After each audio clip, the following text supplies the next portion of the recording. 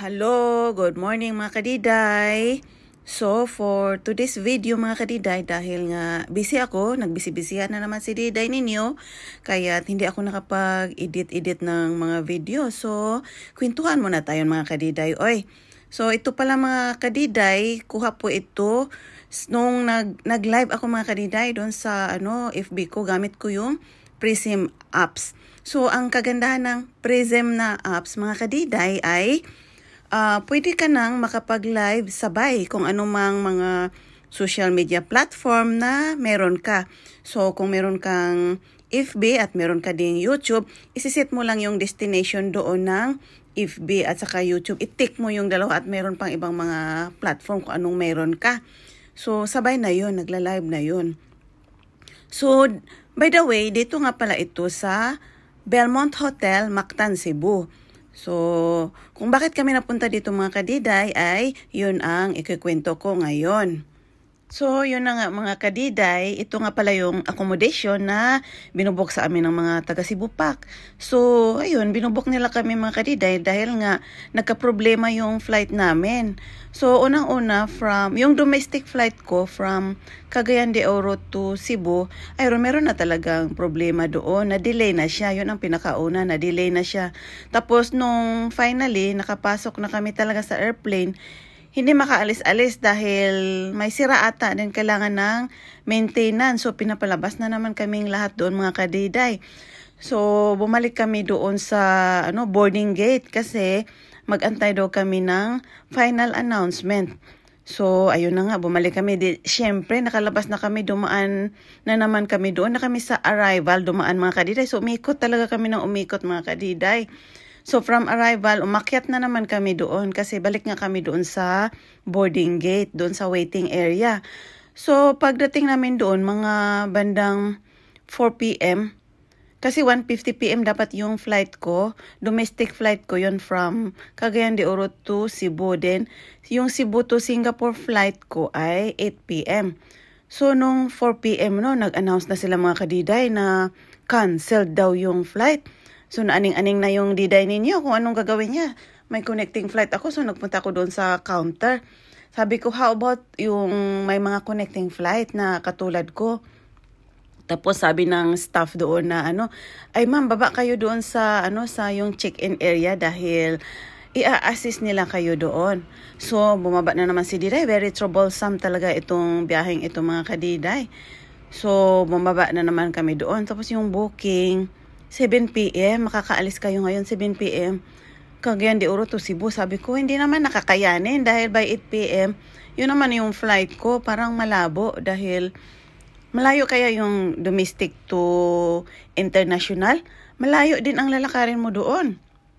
So, ang sabi naman ng staff doon na okay lang dahil nakapag-email naman na sila doon sa Cebu na merong mga passenger na madidelay. So, antayin daw kami. So, yun na nga. Sinabi ko, unless madidelay din yung Singapore to, yung Cebu to Singapore pala, madidelay. Ayan, mahabol pa namin yun. So, ayan, sumakay na nga kami mga kadiday. So, pagdating namin doon sa Cebu, so natataranta na si diday. Diretso ka agad doon sa, ang layo nga, dahil kailangan mo pang lumabas ng domestic area, papunta doon. Medyo malayo nga siya. Tapos pagdating ko doon, nakita ko na kaagad sa board yung status ng yung flight number. Yung flight ko, bali, Cebu to Singapore, departed na siya. Departed na talaga siya. So, naaning-aning na naman yung diday ninyo. Naghahanap na naman ng counter. Tapos yung counter ng pinag-check-inan ng Cebu Pac, close na siya dahil ibang airlines na ang nakapila doon. So, nag-antay talaga kami ng matagal doon. Ayun, namimit ko din yung mga katulad ko na mga for Singapore flight din na galing din silang Cagayan de Oro. Medyo marami din kami doon. And then, ang iba nagpunta na doon, yung dalawa nagpunta na doon sa UWA. May UWA kasi doon din. May nakita akong yung next na flight, Cebu Pac na naman, pero pa ibang country siya. So, in-approach ko lang yung staff na, yun na nga, sabi ko, kwento ko na, naiwanan nga kami. Tapos, tumawag siya doon sa, may tinawagan siya doon sa may, doon sa may domestic flight ng mga staff. So, ayun, sinundo kami ng Cebu Pacific staff. Dinala kami ulit doon sa may domestic flight na airport, doon sa area yun. Bumalik kami doon, tapos yun na nga, ang sabi niya na daw kami sa hotel, i-check-in kami sa hotel. Tapos, before kami pupunta doon sa hotel, ay kailangang ma-rebook yung ticket namin. Kaya, ayun, ni-rebook nila yung ticket namin. Tapos, yung ticket namin is for the next day pa siya, which is same timing lang din, 8 p.m. So, tumawag ako sa boss ko dahil ang duty ko ay 8 p.m. din. Tapos yun din yung flight ko. Sabi ko, I cannot make it dahil na-cancel nga yung flight ko. Ayun, ginawa niya ng paraan naman. Dine off na niya ako. So, yun na nga mga kadiday, kaya kami napunta dito sa hotel na to. So, yun na nga mga kadiday, sinundo kami ng shuttle bus, ng hotel shuttle bus, from airport, papunta doon nga sa hotel nga para makapag-check-in kami. And syempre, binubok yun ng mga taga Cebu Pac. So, pag-check-in pa lang namin mga kadiday, yun, pinakita namin yung mga documents na binigay sa amin ng Cebu Pac kasi billed to Cebu Pac kasi yun.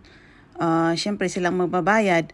And then, ayun, binigyan nila kami ng voucher para sa lunch kasi nga free naman na yung breakfast, yung buffet. Pero yung lunch kasi walang free, so binigyan kami ng voucher para kahit papaano makakain pa rin kami ng libre mga kadiday.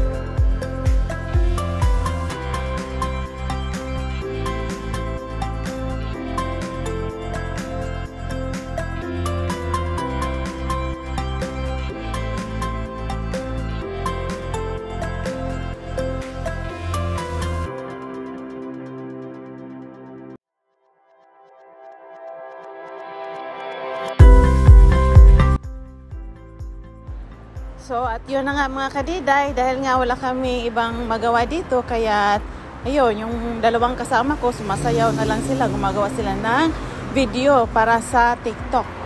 Ayan.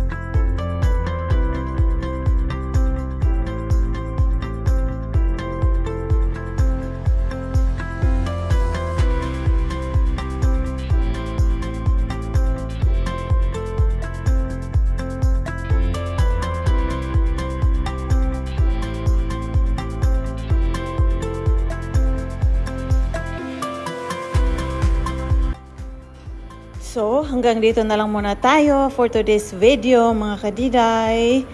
Thank you for watching. Please don't forget to like, share, and subscribe. Paalam!